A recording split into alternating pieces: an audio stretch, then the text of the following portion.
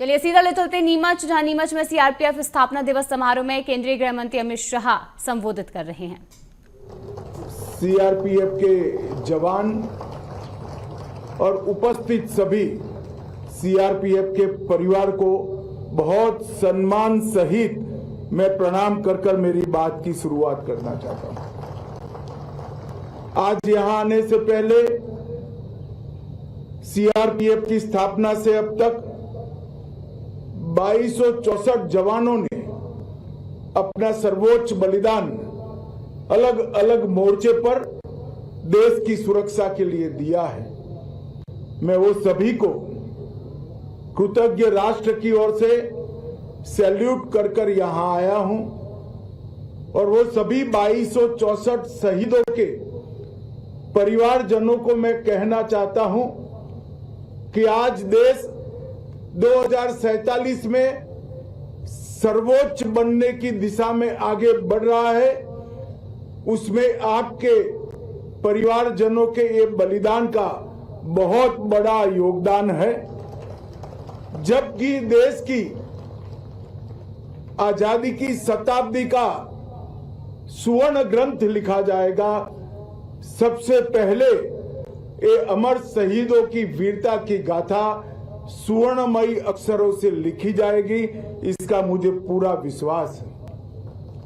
हमेशा सीआरपीएफ ने देश की एकता और अखंडता बनाए रखने के लिए अपना सर्वोच्च बलिदान देने में कोई कसर नहीं छोड़ी और इसीलिए जब भी देश में कहीं अशांति होती है और गृह मंत्री के नाते जब मुझे मालूम पड़ता है कि सीआरपीएफ का जवान वहां मौजूद है, मैं निश्चिंत होकर अपना बाकी काम करता हूं, क्योंकि मुझे भरोसा है कि सीआरपीएफ है तो विजय सीआरपीएफ के जवान की सुनिश्चित।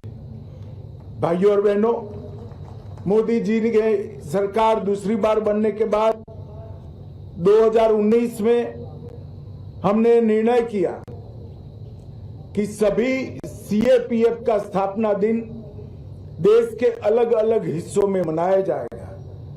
उसी के तहत आज ये वार्षिक परेड नीमच के अंदर मनाई जा रही है और आज यहां पर सीआरपीएफ के कई जवान, कई कार्मिक, उनको उनके उत्कृष्ट प्रदर्शन के लिए अलग अलग प्रकार के अलंकरणों से नवाजा गया है।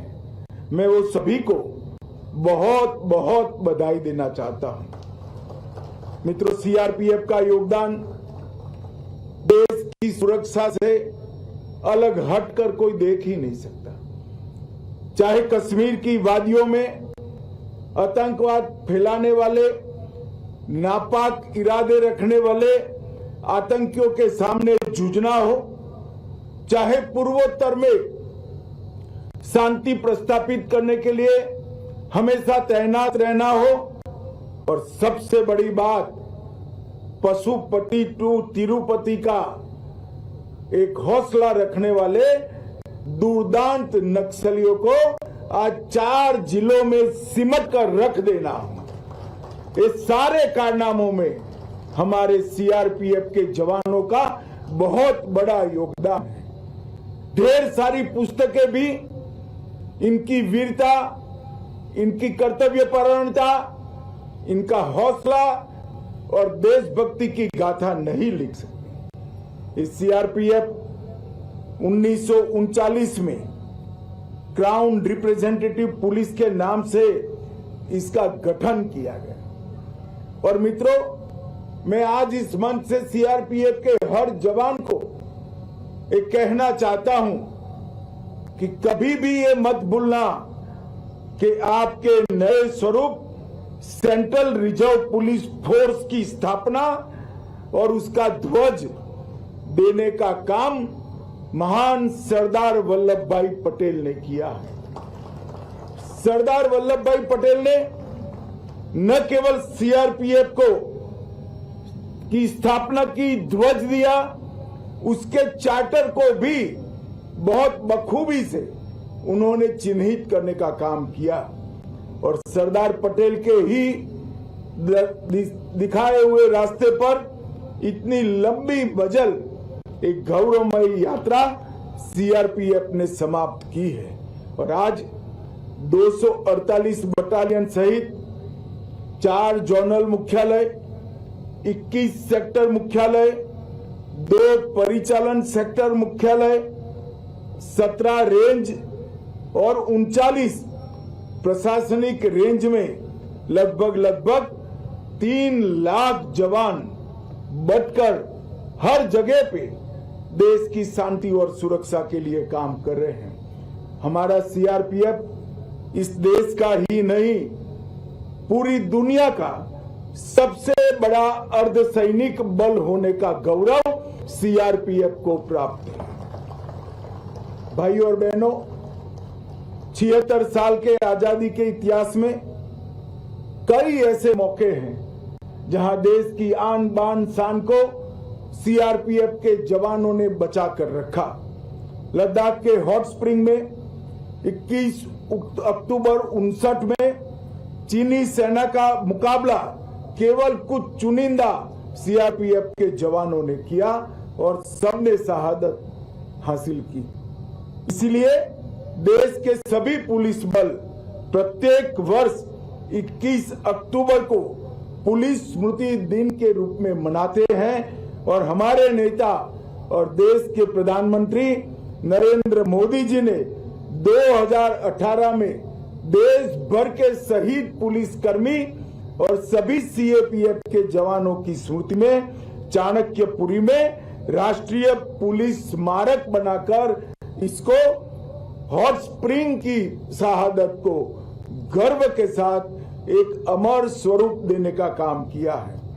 1965 में कच्छ के रण में सरदार पोस्ट पर सीआरपीएफ के जवान तैनात थे। पाकिस्तान की सेना को मुंह तोड़ जवाब दिया और इसीलिए 9 अप्रैल को शौर्य दिन पूरा देश मनाता है। मित्रों, 2001 में हमारे लोकतंत्र की सबसे बड़ी पंचायत संसद भवन पर हमला हुआ, इसको भी नाकाम सीआरपीएफ के जवानों ने किया। 2005 में श्री राम जन्मभूमि पर आतंकी हमला हुआ, उसको भी निरस्त करने का काम सीआरपीएफ के जवानों ने किया और मंदिर को सुरक्षित रखा। भाइयों और बहनों, सबसे बड़ी कामयाबी सीआरपीएफ के इतिहास में लिखी जाएगी, वो अनेक सालों तक याद रखी जाएगी कि इस देश को नक्सलवाद से मुक्त करने में सीआरपीएफ ने बहुत बड़ा योगदान दिया है। आज भी दुर्दांत नक्सली भी जब उनको समाचार मिलते हैं कि कोबरा के जवान उनकी ओर गति से बढ़ रहे हैं तो उनकी रूह कांप जाती है। इस प्रकार का एक बहुत बड़ा शौर्य का परिचायक सीआरपीएफ की कोबरा बटालियन बनी है। मैं आज इस मंच से 86वीं परेड के दिन पर कोबरा बटालियन के सभी जवानों को हृदयपूर्वक बहुत बहुत शुभकामनाएं और शाबाशी देना चाहता हूं। आपके नेतृत्व में सीआरपीएफ के बाकी जवानों ने नक्सलवाद को समाप्त करने की दिशा में बहुत बड़ा योगदान दिया है और मैं आज आपको कहकर जाता हूं कि 31 मार्च 2026 इस देश में नक्सलवाद हमेशा के लिए समाप्त हो जाएगा। ये प्रण जो है वो आपके ही दम पर इस देश ने तय किया है। सीआरपीएफ के बगैर ये संभव नहीं है। धारा 370 हटाने के बाद कश्मीर के अंदर शांति बनाए रखनी हो या हर चुनाव को बहुत अच्छे तरीके से पारित कराना हो, हर जगह सीआरपीएफ के जवानों ने मन देकर सच्चे मन से ड्यूटी निभाने का काम किया है। और मैं एक बात निश्चित कहना चाहता हूं, धारा 370 हटने के बाद जब कश्मीर में विधानसभा के चुनाव हो रहे थे, बहुत सारी आशंकाएं हो रही थी, मगर मुझे गर्व है मेरे सीआरपीएफ और बाकी सुरक्षा बलों के जवानों ने इतनी सुरक्षा सुनिश्चित की कि एक बूथ को भी लूटने नहीं दिया और एक भी जगह गोली भी नहीं चलानी। ये बहुत बड़ी उपलब्धि है। सीआरपीएफ ने विगत 5 साल में नक्सल क्षेत्र के अंदर 400 से ज्यादा फॉरवर्ड ऑपरेटिंग बेस स्थापित किए हैं और इसी का कारण है कि 10 साल में नक्सल हिंसा में 70% से ज्यादा कमी आई है और वो अब समाप्ति की ओर हम आगे बढ़ रहे हैं। वसुधैव कुटुंबकम हमारे देश के उपनिषदों का संस्कार है। संयुक्त राष्ट्र मिशनों के साथ श्रीलंका, हैती, कोसावो, लिब्रिया कई जगह पे सीआरपीएफ के जवानों ने संयुक्त राष्ट्र संघ के मिशनों के साथ रहकर शांति प्रस्थापित करने का काम किया है और इसी का कारण है कि अब तक कुल 2708 विभिन्न पदक बल ने प्राप्त किए हैं।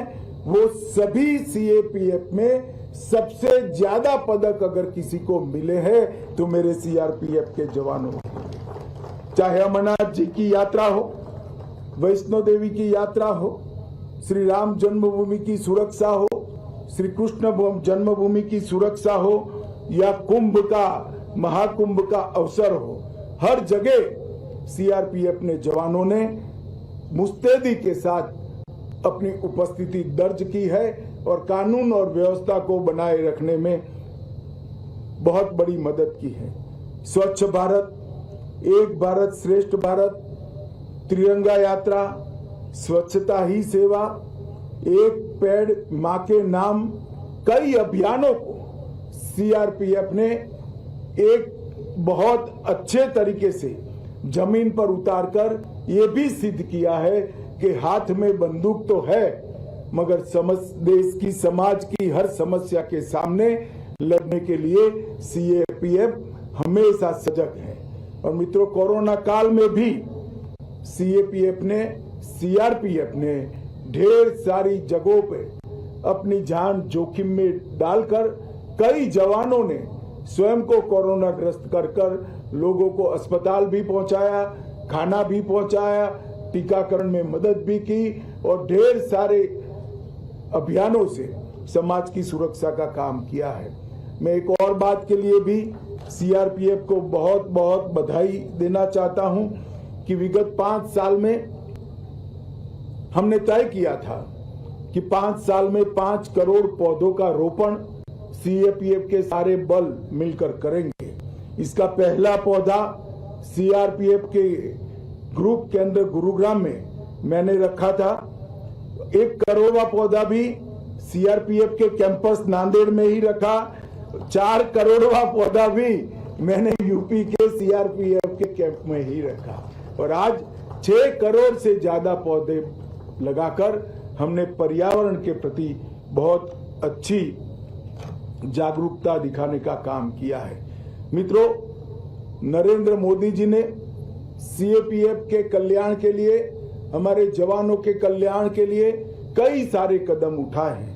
देश भर के 7 दुर्गम क्षेत्रों में एयर कुरियर सर्विस को लागू किया गया और हाल ही में भारत सरकार ने वेतन और भत्ते में निरंतर सुधार हेतु 8वें वेतन आयोग का भी गठन किया है। हमने 42 लाख से अधिक आयुष्मान सीएपीएफ के कार्ड दिए हैं, जिसके तहत हजारों हॉस्पिटल आज सीएपीएफ कर्मी और उनके परिवारजनों के लिए उपलब्ध हैं। लगभग आवास योजना में हमने 9.5% सेटिस्फेक्शन रेशियो को बढ़ाया है। सीएपीएफ ई आवास वेब पोर्टल लॉन्च कर 6.5 लाख कर्मियों को खाली आवास देने के लिए हमने प्रयास किया और 1 लाख से अधिक आवास हमने आवंटित कर दिए हैं। अब बल में महिलाओं की भी भर्ती हो रही है। इनके लिए भी 124 महिला बैरक की अप्रूवल दी है, इसमें से 109 बन गई है और 450 बैरक बनाने का काम चालू करने का गृह मंत्रालय ने तय किया है। प्रधानमंत्री छात्रवृत्ति योजना, इसके तहत सीएपीएफ कर्मचारियों के बच्चों को अच्छे से पढ़ाई लिखाई करने की सुविधा, केंद्रीय अनुग्रह राशि को वैज्ञानिक बनाना, विकलांगता अनुग्रह राशि में 50% की वृद्धि करना और 119 मास्टर भंडार और 1794 सहायक भंडार के माध्यम से केंद्रीय पुलिस कल्याण भंडारों को भी हमने ज्यादा लोकार्पण बनाया है।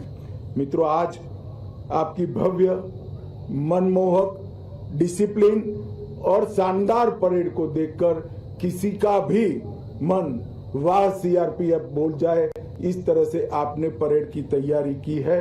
मैं सभी को बहुत बहुत बधाई देना चाहता हूं और मैं आज आशा व्यक्त कर जाता हूं कि नरेंद्र मोदी जी की सरकार ने जो प्रण लिया है 31 मार्च 2026 को इस देश में एक भी जगह नक्सलवादी उत्पात करने वाले लोग नहीं होंगे।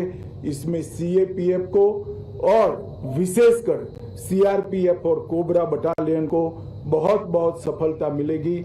आप सबको अनंत अनंत शुभकामनाएं और शहीदों के प्रति श्रद्धा व्यक्त कर मेरी वाणी को विराम देता हूं। वंदे मातरम।